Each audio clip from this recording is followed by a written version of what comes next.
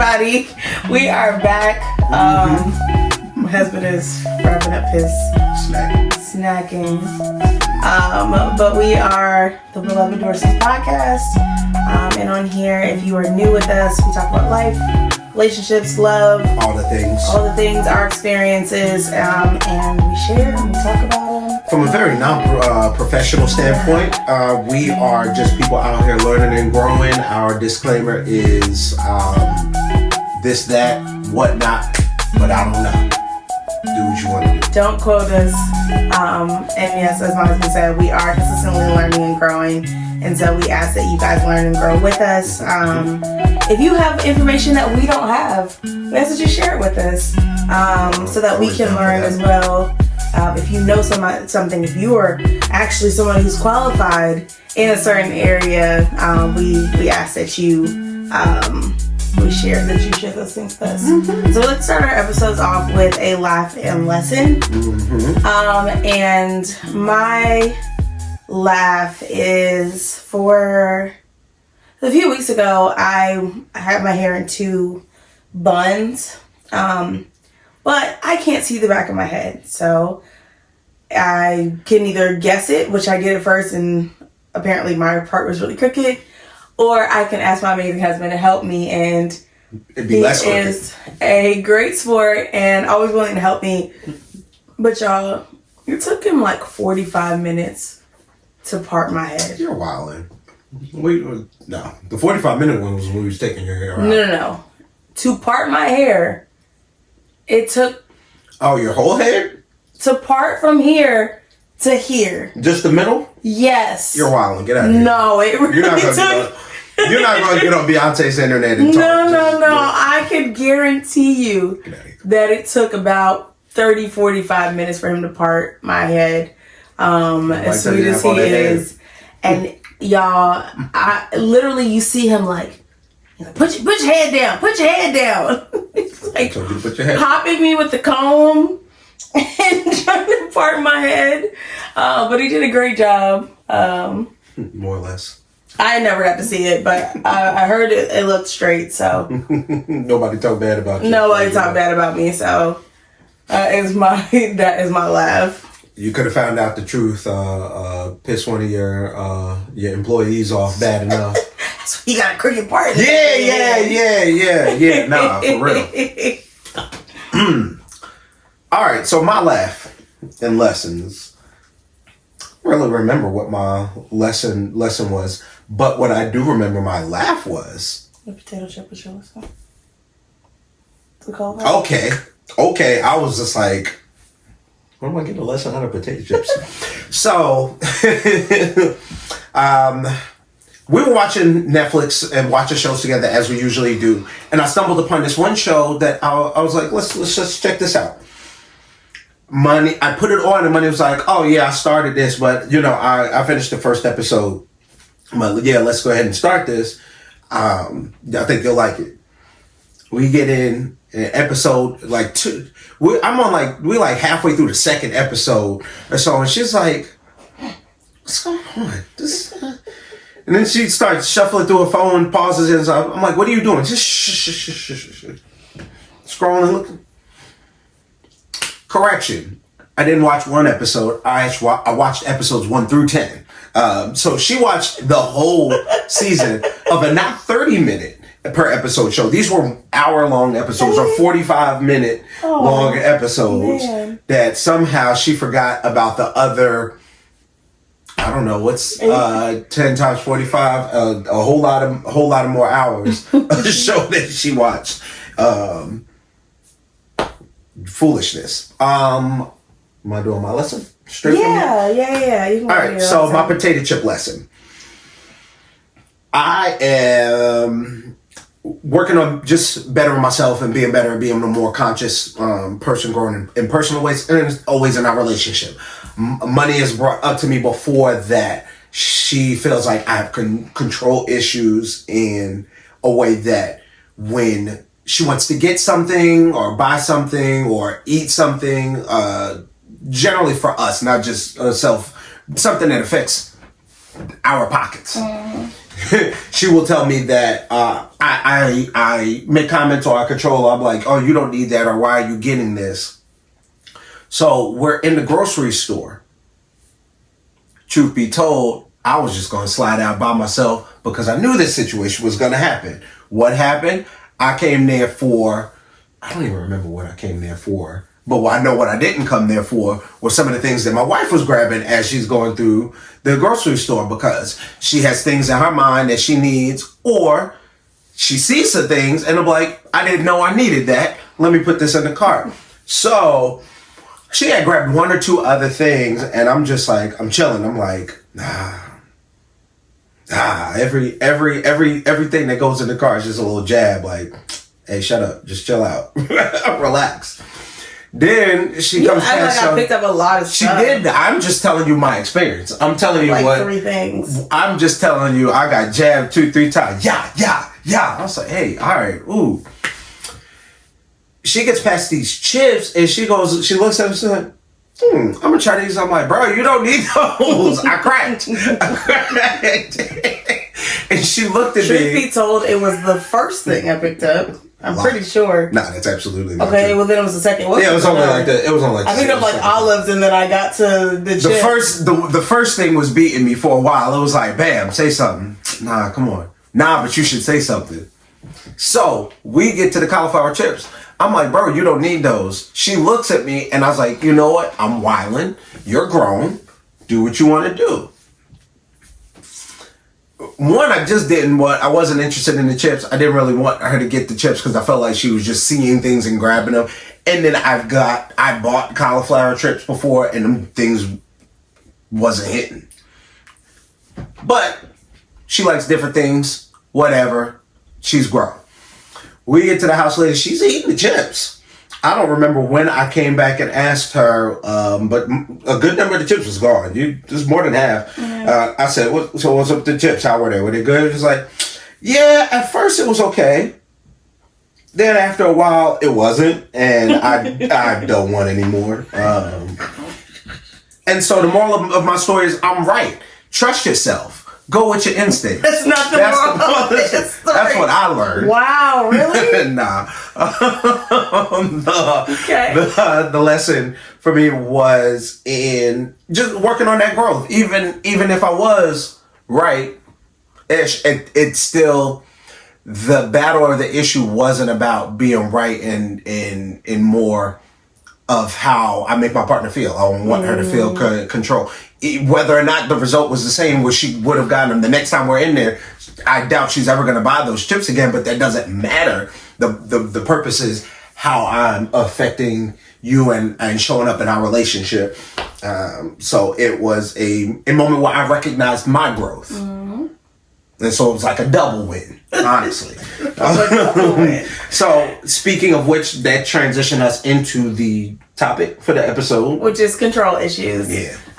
And so as we were talking about this topic, we also did a little browsing and just kind of came to the realization that everybody kind of sort of really does have some sort of control or issue or a point in time where they are not allowing people to do whatever it is that they do. Some area. Yeah.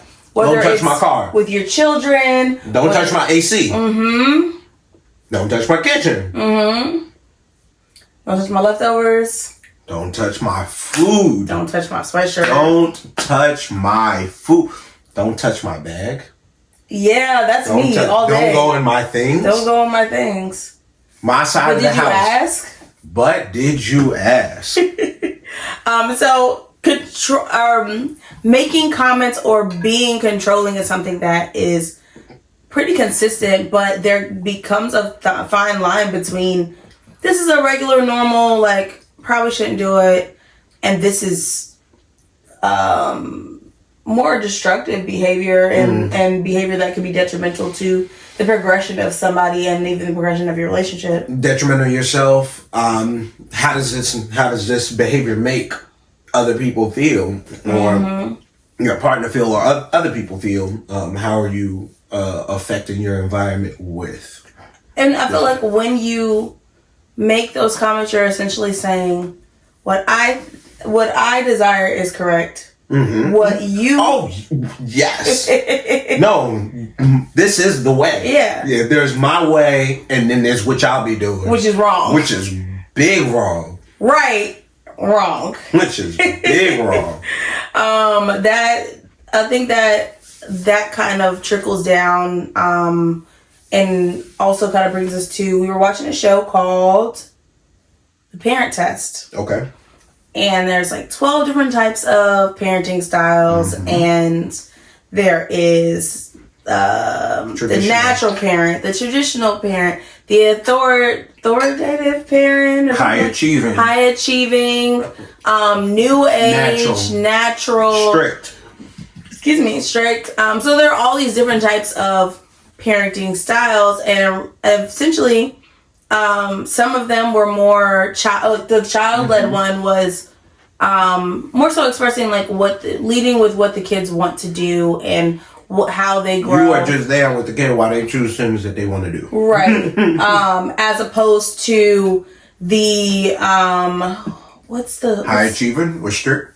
High achieving parent who is do what I say, or the strict parent or the disciplinary parent that's like do what I say and don't go against that because I know what's good. I know what's best for you. And kind of like we talked about in the last episode, that kind of trickles down. That does trickle down when you are an adult. The way that you were raised, the things that you learn, start to feed into how you address things and how you view things, and the comments that you make when you start to realize what I think what they're doing is wrong. People either copy their parents or they try to go the exact opposite way. And sometimes, like in some of those parents, you'll still see pieces, even if they went the opposite way. Where you came from is still a part of you, for better or for worse. It affects you. It's what you know, even if you don't like it. And often it's things that we are not fond of or don't like about our parents, our family background, that is something that ended up sticking to us. Yeah, I think with being controlling, you don't give people the space to learn and grow. You don't give them the voice to feel important or to feel like what they say matters or what they decide matters. You don't give them the space to make decisions for themselves. Or make mistakes. And sometimes, I know in having this conversation with my mom, she's spent a lot of time trying to make sure that I didn't make the same mistakes as her in hopes to protect me and keep me from hurt and heartache in the ways that she has experienced it. But you don't realize how much that can stunt you. The trying to protect you actually hurts you in a way. It's almost like, for an analogy, I don't want my child's feet to be hurt, so I'm never gonna let their feet touch the ground. I'm gonna carry them anywhere. That can sound noble or good, but it's actually really not gonna be healthy for their feet, for their development of their legs. Yeah, and granted, we don't have children, so we don't know, you know. But also thinking of the fact that... I was a child. Yeah, but also thinking of the fact that if, for whatever reason, God forbid, you are not there as that parent, as that advisor, as that person that is guiding this other person, can they stand on their own 2 feet because they know how to make choices on their own? Are you creating a self-sufficient person? And even in a relationship, if I do everything that you say, how am I gonna stand on my own 2 feet if I'm always depending on, does my husband say it's okay? Do I have his permission? Can I buy this thing? Now, there is a fine line between communicating and essentially being in a position or a situation that is controlling. I do bring a lot of stuff to you where I'm like, I'll tell people, hey, I just need to talk it over with my husband. And that's out of respect. That's what I was going to say. It's more of respect. Yeah, but I know that ultimately you're not going to come at it as, well, you need to ask me before you go out with your friend. You need to ask me before you go and buy. It's interesting just getting on this topic, because when I was talking to our boy, when we was riding in the car, one of the directions, either going or coming, we were talking about the gender roles thing and how those aren't necessarily important for either of us to like enforce these traditional gender roles. But what he did say is, but I am the leader though. The leader, and it was so fun. Excuse me. It was so funny to me to how he felt the need to have to let that be known, and that, you know, it has to be out there. I'm okay in this regard, but also like, you know, I'm still this leader, and that amount of bravado, and just, I don't know, that the male mindset and what's important, what makes us feel supported and feel big is just very interesting, and how necessary it is and how much we're willing to protect it. And I think that also stems from social conditioning, though. Oh yeah, without question. Because they tell you what qualifies you to be a man, mm-hmm. what that looks like, mm-hmm. what you need to be able to have or do. Go for it. Listening to a podcast. I listened to, it's Daddy Issues, and it's a bunch of they're pretty sure they're all black comedians, and they're all dads. And it's funny though, because they're pretty intelligent, fairly progressive guys. But every once in a while when they talk about stuff, I can hear just the patriarchy in their stuff, or a little bit of toxic masculinity that's just so ingrained. They were talking about your showering techniques, or how do you clean yourself? Are you using washcloths? Are you using loofahs? Whatever. Then somehow they got on the topic of ashiness, and they were talking about how y'all how many of y'all lotion every day or whatever, or moisturize every day. It's like, I don't get their full body and all of this stuff. And it was like, I don't usually get it all, or it's like, every other day, every couple of days. And one of the guys was like, yeah, no, my whole body, the whole time, every time, up top to bottom. And they were like, so you standing there butt naked, bent over, greasing up your legs and stuff like that. I was like, why is masculinity now, or it's a touch on the masculinity, or I can't be butt naked, bent over in my own house or wherever after I take a shower. There's things on the internet about being a man, and no man better not sleep on their stomach with your cheeks up, blowing in the wind. I can't sleep. I can't sleep now. I can't be comfortable at peace. So I guess my question is, as a person who is consistently working on being mindful, and admittedly having control issues, what can people do to combat those things, or what are some things that you feel like you're working on or doing to combat those things? I think the first thing, at least for me anyway, is being self-aware. You have to take stock. You have to be able to acknowledge yourself, or at least your effect on the world. Mm-hmm. So I did not acknowledge it as it was coming out my mouth, mm-hmm. but I see when I talking about the potato chip thing, mm-hmm. but when I saw your face and your demeanor change, I immediately checked myself. I became aware that this is it reminded me, this is that thing. It's just making you feel a type of way. It's not being received as not criticism. Advice, yeah. It's not being received as advice. This is you didn't ask me. You didn't even ask me a question. Mm-hmm. I'm answering a question that wasn't asked. Mm-hmm. I'm gonna sit down. So being self-aware is probably top on the list. Anything else? After being self-aware, you are going to have to be patient with yourself and others. The people or the person that, if let's call this in a romantic relationship capacity, or even your family, friends, they're going to have to be patient with you in this, voice on it. Have people keeping you accountable. Hey, I'm working on this, because the more you can talk about it and make people aware, when you unknowingly step out of bounds, they can be like, hey, bro, this one of them things I think you was talking about before.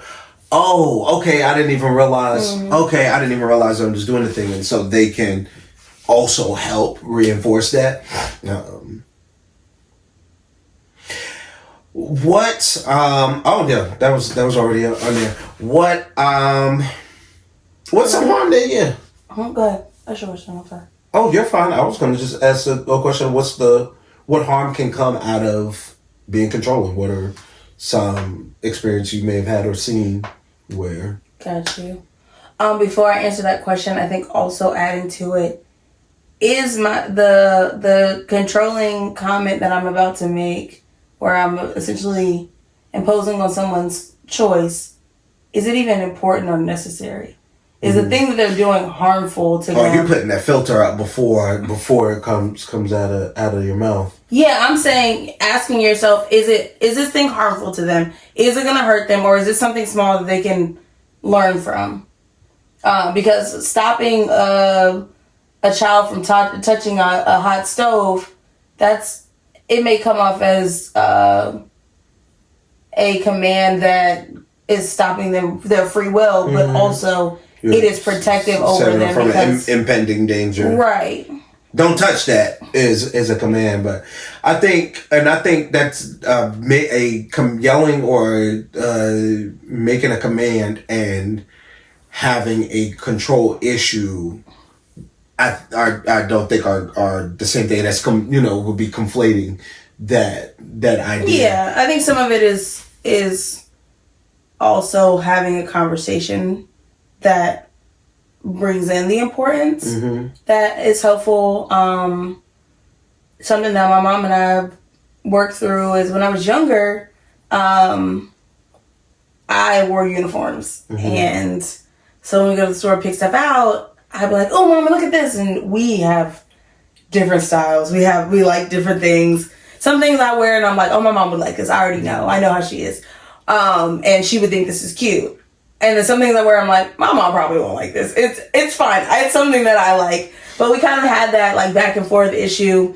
And she's admitted to like, there were times where I probably should have just let you get what made you happy. So you had an idea of the things that you liked. And I feel like that's growth to be able to say something like that. But it's being self-aware and self-reflective. That's where I kind of bring in the point of thinking through, is this decision that they're making going to harm them? So like me picking out the clothes that I like is not harmful. Therefore, giving your opinion essentially or stopping me from doing it is in a way being controlling because it's not necessary. Like I'm not going to get hurt. I wasn't putting myself in any danger. It was my preference. Yeah. My preference was to buy those chips because I wanted to know what they taste like. I was hoping that they were going to be good. I learned on the back end, hey, I don't like it, but no harm was going to happen. Yeah, your desire was to experience it for yourself. That was the desire. Yeah. Now telling a kid not to play in the street, that to communicate that command is keeping them out of harm's way. Even if if they have free will or they, want to do this thing. You tell a child you can go outside and play, but you have to stay on the sidewalk or you and have that's to setting stay a boundary. on the grass. And I think also taking the lens from relationship and from children kind of makes it a little bit different. Having the conversation of who you can and can't talk to is controlling. Like, oh well, I don't want you to talk to your ex. I don't want you to talk to any men. Controlling. So now what makes that controlling? Where's the line coming of controlling? So some of it I feel like has to do with the fact that when you change, it's an unreasonable because it's unreasonable when you change your perspective to two adults with free will to do as they please. Now, if you say, "Hey, I don't feel like it's appropriate for you to interact with men in this way. Oh, it's still controlling. You're just giving it a better. Oh, you're giving it a yeah. better way. So what about? I would never tell you what to do. I'm not comfortable with the person that I'm in a relationship with. Having singular solo conversations with people of the opposite sex. So now I'm gonna tell you the difference. Properly communicated, but is that not so controlling? I think some of it is choice, right? So you telling me your boundaries is not you being controlling. It is what you are okay with. I'm okay with these things. Let me not say that, because some of it can in a certain light could be controlling. But for me to communicate, if you're gonna be with me, I don't like if my partner has female friends, and so I don't want you to have female friends if you're gonna be with me.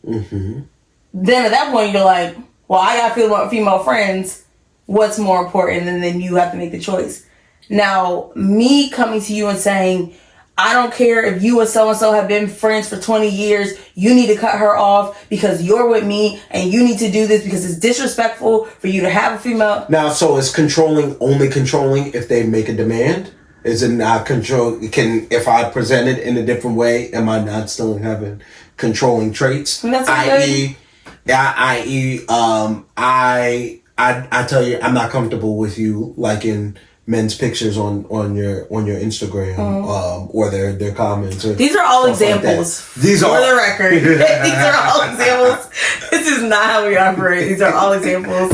When you worded it, I was like, I really hope it doesn't come off like we should be out here double tapping, boy, reckless. No, these are all examples. But go ahead, ask your question. I'm sorry, baby. I didn't cut you off. When you are out here double tapping, and so I say I express that's a boundary. I don't know what's the line, or if I tell you, hey, you can't like men's pictures. Okay. What's the difference between being controlling and expressing an expectation? And is expressing an expectation a form of control? So I hear on that conversation. Keep going. I've heard people or women call men insecure that aren't only a secure man or something like that can date somebody who's a stripper or in some other type of similar sex work. The comment of, they're just too insecure to have this kind of relationship. Man, I lost my what were you just comparing again? Is that control or a preference? The difference between control or preference, just in the difference between, is that setting a boundary when I'm saying I'm not comfortable with my partner being a dancer or involved in some sex work? Is that a boundary, or are you just insecure? I think there are. Does the level of commitment or does a relationship make it? Is that the difference? Because a stranger to stranger, if they're a friend, you can have relationship boundaries with your friends.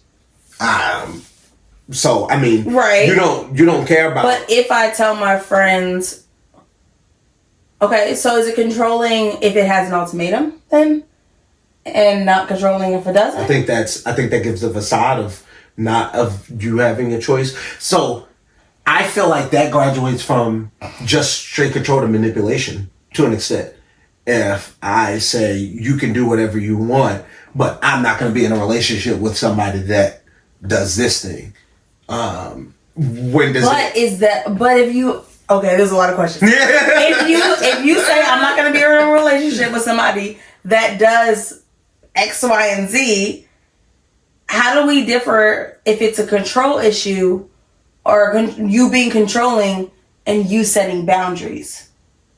Because in my head, I could just hear Tristine just going. It's just like, I'm going to tell you what it is. And this article, they actually talked about the difference and the delineation between the things and this. It should be great to have on here to talk about that. Honestly, I wonder if she'd answer.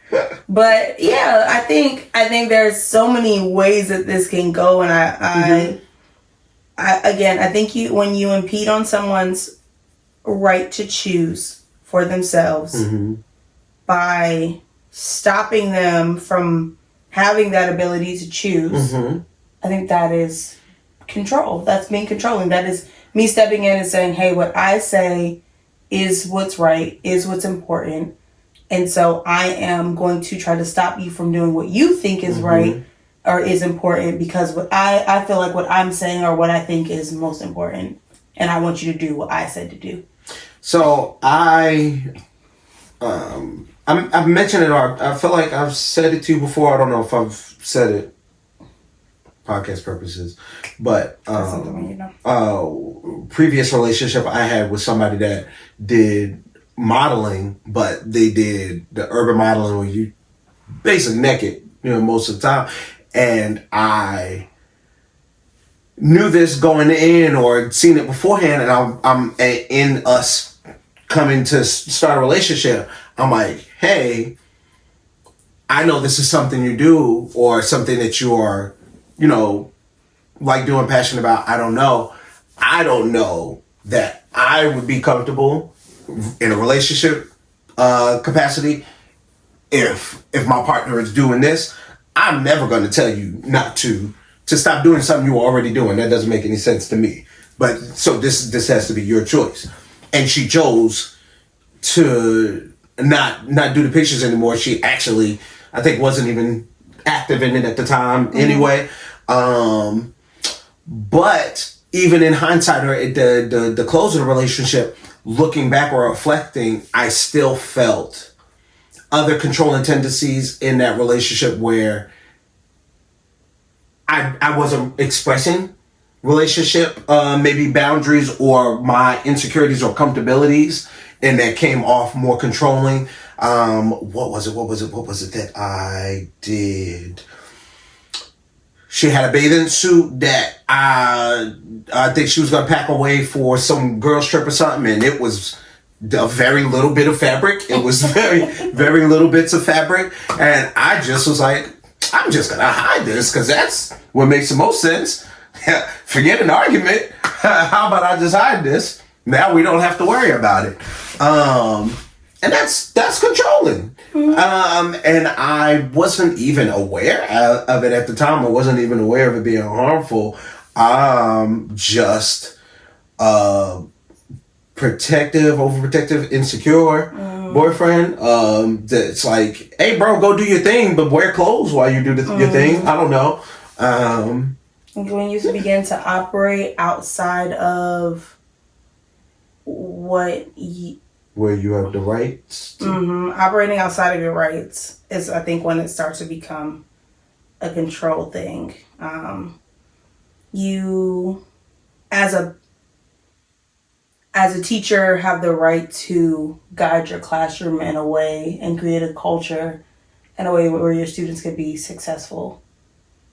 But you, as a friend, have different rights where it is more so accept me as I am and who I am. And we can always help our friends to grow, but we cannot force anybody to do anything. And when we start to take away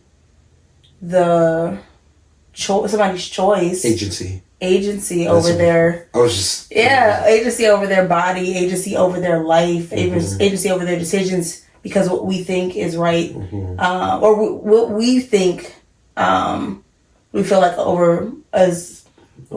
overreach, because we feel like our opinion is more important or more right than someone else's.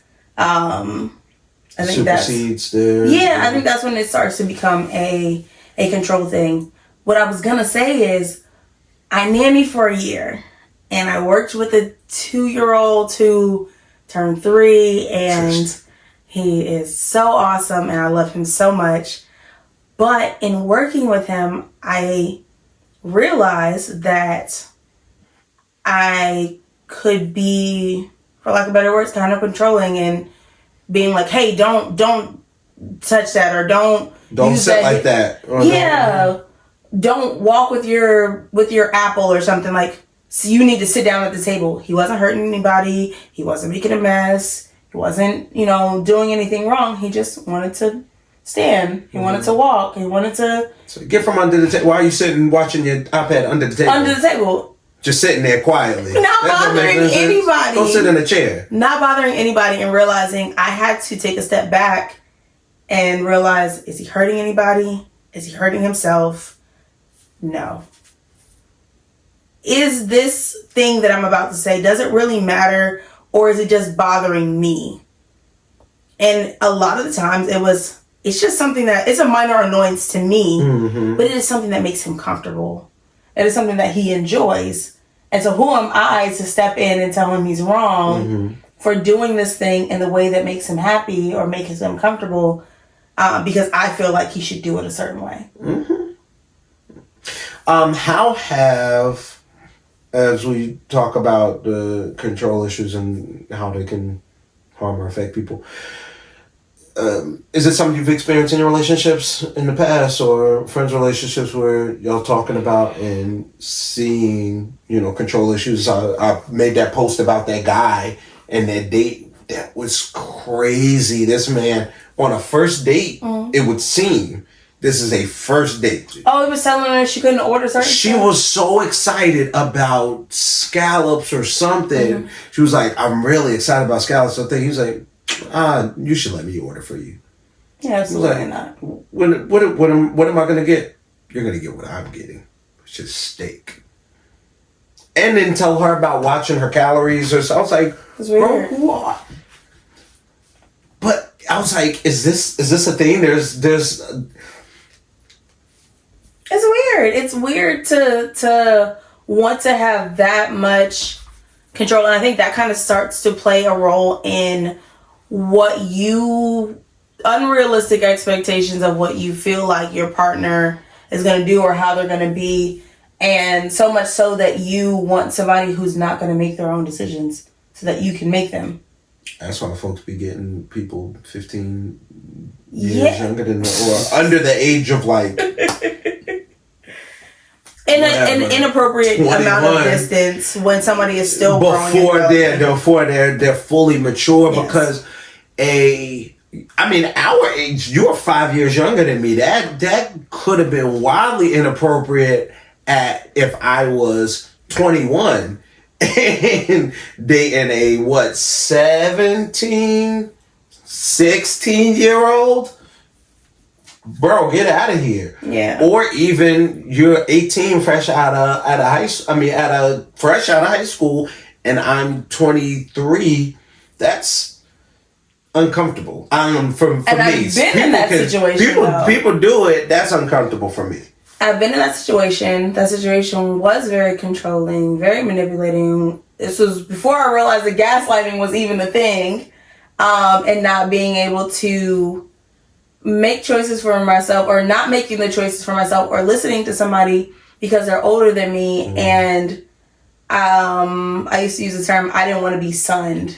I don't want to be treated like I was a little girl. I wanted to show that I was a woman. And so I allowed myself to be manipulated in ways that were wildly inappropriate. And I was with somebody that I should have never been with because we're in two different spaces. I wasn't even ready to make all of the choices for myself that I needed to make in that space.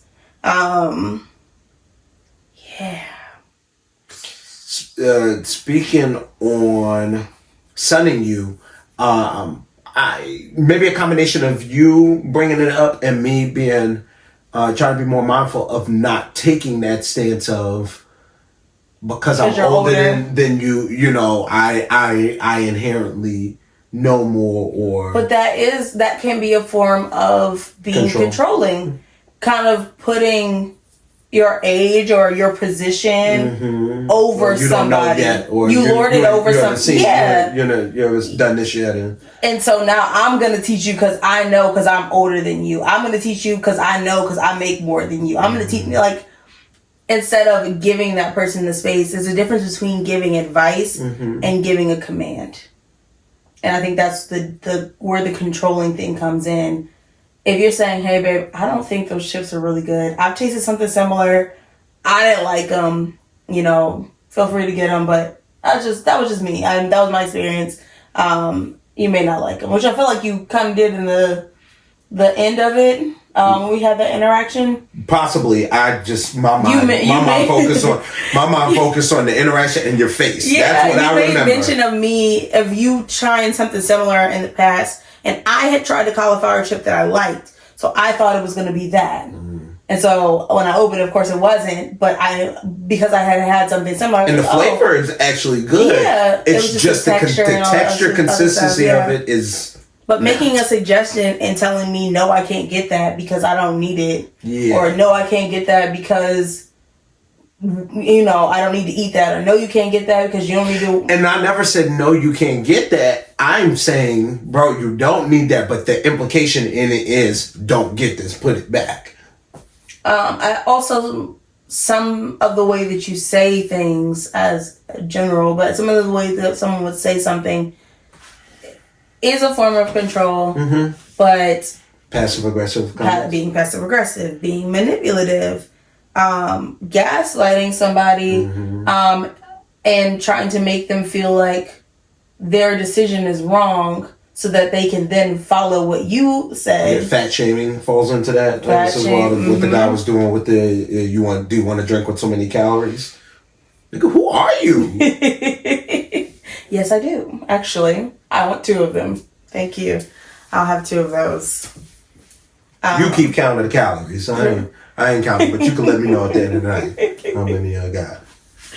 Yeah, I think a lot of it is figuring out, is my comment helpful? Is it helping somebody to make good choices for themselves? Is it informative in a way that allows them to make good choices for themselves?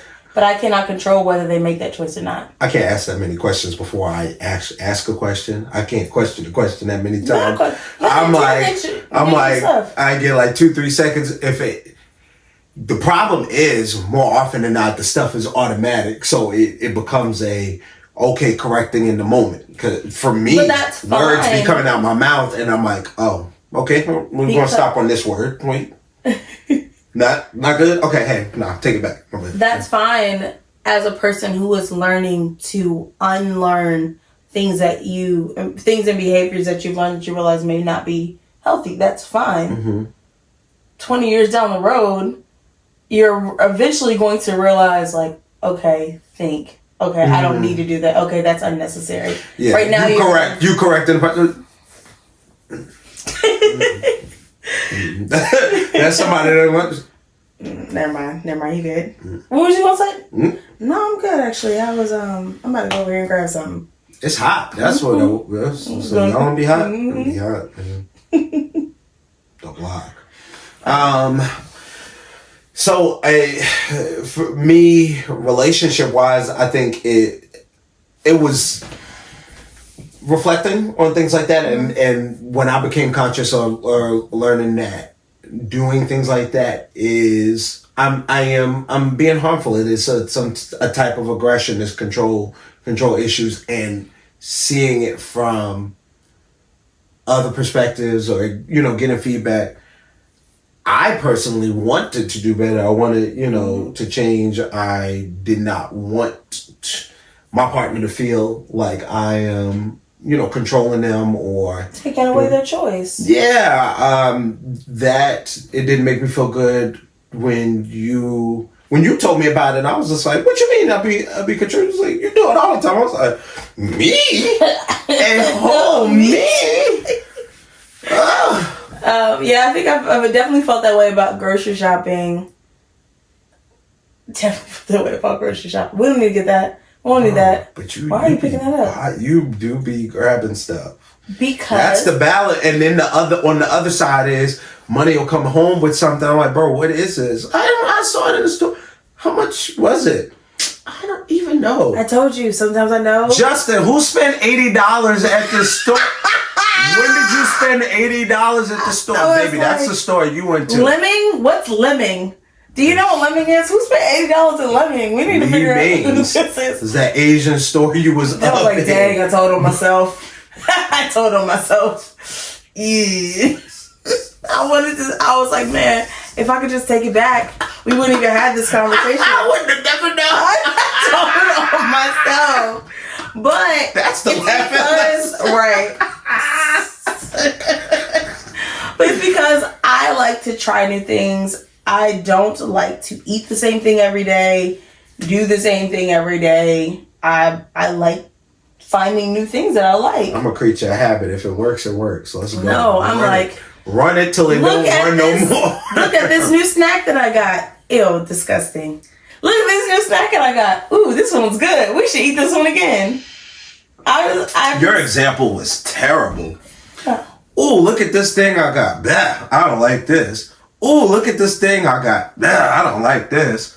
Ooh, look at that. Ooh, look at this one's good. That's a lie. That's a lie. I do have that issue with sauce because that's what you and the sauce. I like sauce when you go to a restaurant or somebody makes a meal and they make their sauce. Usually so good.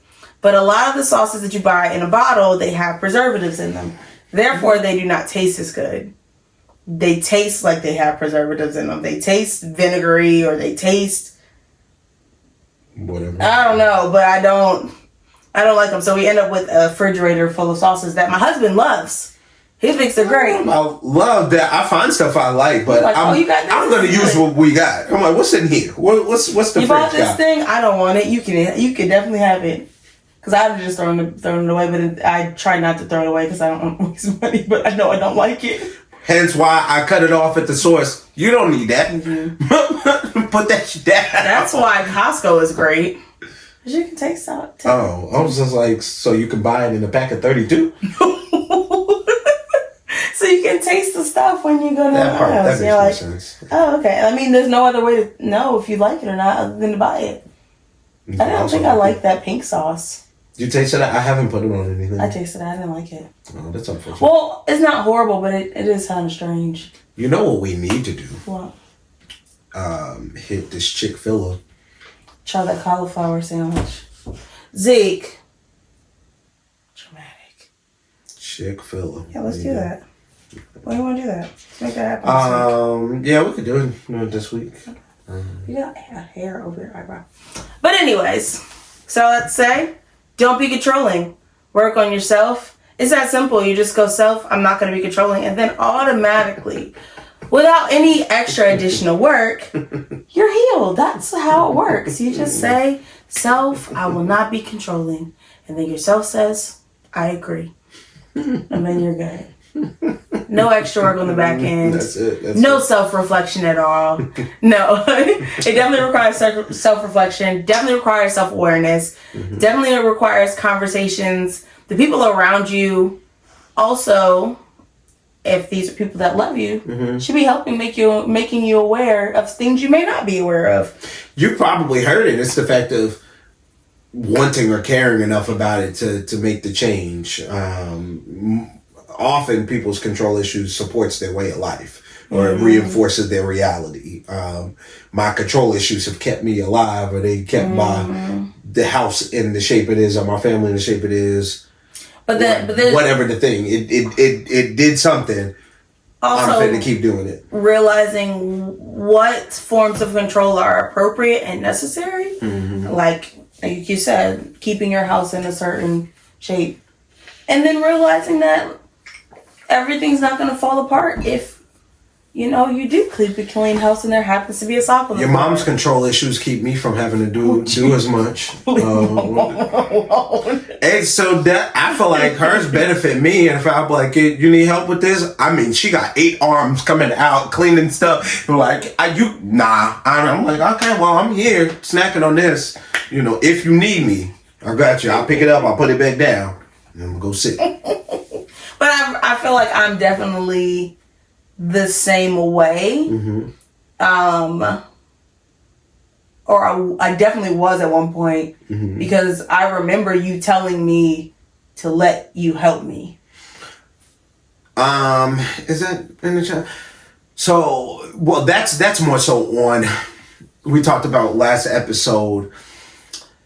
What is it called when you're in that space where you're somebody's safe space and you have progressed enough in your communication where they feel free telling you these things or sharing these things with you, and the burden of taking it, the burden of being in this level of the relationship where you can communicate with me when you need something or whatever that case is. So I forgot where I was.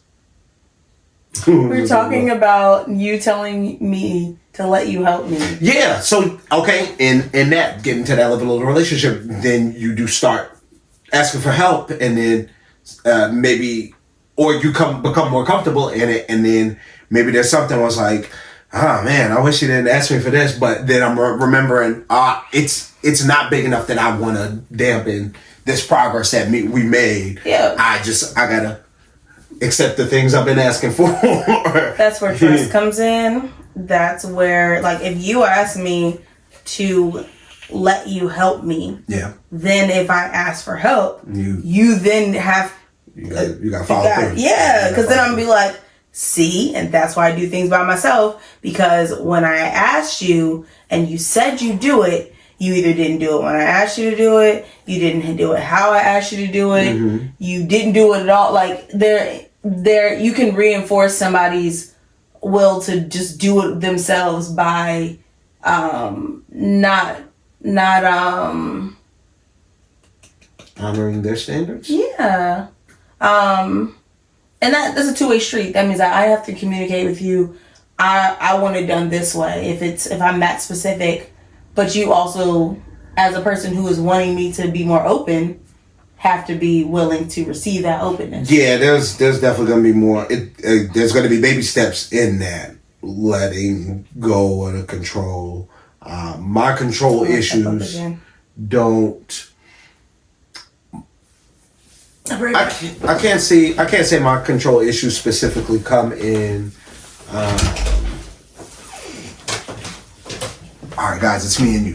So look, this is the plan. Where I actually had nothing. I can't talk to myself. I mean, I could, but then it's gonna be a whole different show, and so I'm back. Oh, there we go. We missed you. No, sorry. I'm down. You talk about me flopping and kicking my feet. Oh, sorry. Yeah, I don't remember where I was. So but again, I said all that to say, control issues, work on them, work through them. Zeke, our dog wants to get into the room really bad. We like to end our episodes with a day idea, and I've already shared this one, but I didn't get to show you guys the book. So that's where I went to get the Adventure Challenge Couples Edition. So you get a book, and it has your introduction, and then it has the table of contents, and it gives you a some helpful hints. So beside each date, you'll see one of these little icons, and it'll tell you if, oh Jesus, my God, if it is a snack, if it is messy, if you're gonna get wet, if you need to go get supplies, if it's active or indoors, daylight's required or nighttime filming, whether you may need a babysitter, etc. So like this one, we did, it says to start it before 7 p.m. It says go to a thrift store and follow these rules. Buy your partner an outfit of your choosing, minimum of 3 items. With your new outfit on, give each other new names that you'll use the rest of the evening. Do a public activity like mini golf, a movie, eating dessert, and have a stranger take a picture of you guys with your camera. Baby, you look clear in this. I know. And there's like pieces of your face. So we were Matilda and Gerald, and we went to go get ice cream, and this is our picture. But there's a space with your photo. You use one of those like Instax You were cameras. so tall in those heels. Oh yeah, they were ridiculous. I think we donated that whole outfit back to Goodwill. But there are all of these date ideas. Now, they have this for couples. They have this for couples dinner ideas. They have this for couples bedroom ideas. They have ones you can do by yourself. They have ones you can do with your whole family. Ones you can do with friends. But definitely a fun thing to do, especially the one that's for yourself, because it doesn't really require anybody else. You just scratch off stuff and go on adventures and Get to know yourself. yeah. But this is the adventure challenge. Ours again happens to be the couples edition. This episode is sponsored by Black Girl Bless homemade boutique earrings. You can follow them at black.girl.bless on Instagram, blackgirlbless.com on the interwebs. They not only make jewelry, they also do t-shirts. And also they have an upcoming event on March 11th. Yep, a sip and paint at 3 o'clock at the Sip and Shape here in Greensboro. It starts at 3, but we're going to do a little mix and mingling time at 2:30 to 3, so everyone can come in and we can start promptly at 3. Tickets are available on Eventbrite, and we will share that information. But we hope that you guys join us. I'm really excited. We will have canvases for men and women. And if you don't identify as either one of them, you can pick a canvas and take it whatever direction you want to take it. But yeah, we have a little bit of something for everybody. There will be an array of options, so it won't be one picture for both. They'll have different options to choose from.